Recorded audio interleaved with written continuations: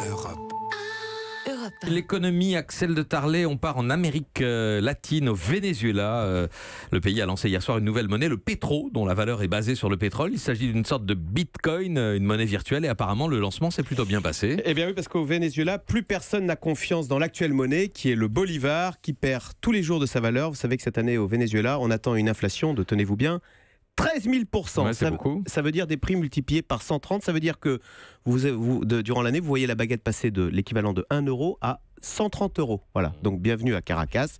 D'où l'idée du président Maduro de lancer une nouvelle monnaie qui s'appelle en effet le Petro. Petro comme pétrole dont le pays regorge.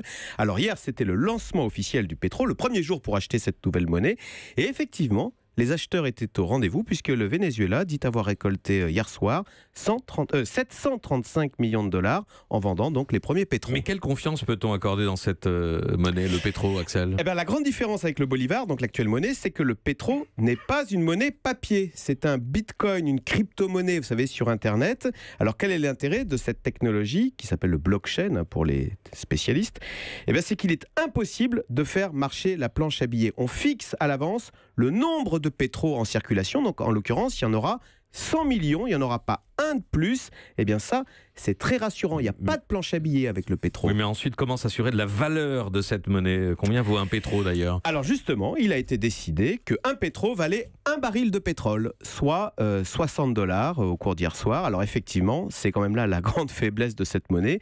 C'est quelle valeur accorder à cette promesse des autorités vénézuéliennes. Je ne suis pas sûr que si demain vous vous présentez à Caracas avec un pétro, on vous donne 60 $. Mais néanmoins, on voit quand même l'intérêt de cette technologie. La monnaie est en nombre limité, il n'y a pas de planche à billets, en nombre fini, on l'a dit. Et puis, on peut assigner à cette monnaie une marchandise. Alors, toute la question, bien sûr, est d'avoir confiance dans l'émetteur, là, en l'occurrence, le Venezuela.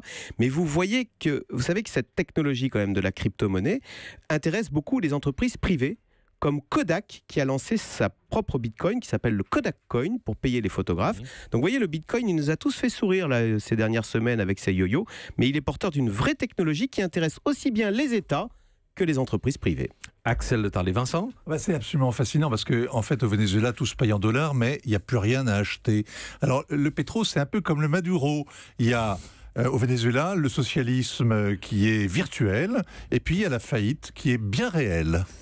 Oui. Et pourtant, c'est un pays qui a les plus grosses... On croit que c'est l'Arabie Saoudite qui a les plus grosses réserves de pétrole au monde. C'est le Venezuela. Ils ont 300 milliards de barils de pétrole sous terre. Et c'est un pays qui fait moins 30% là, d'économie au cours des 5 dernières années. Et cette année, on attend encore une récession de 15%. Europe. Europe 1.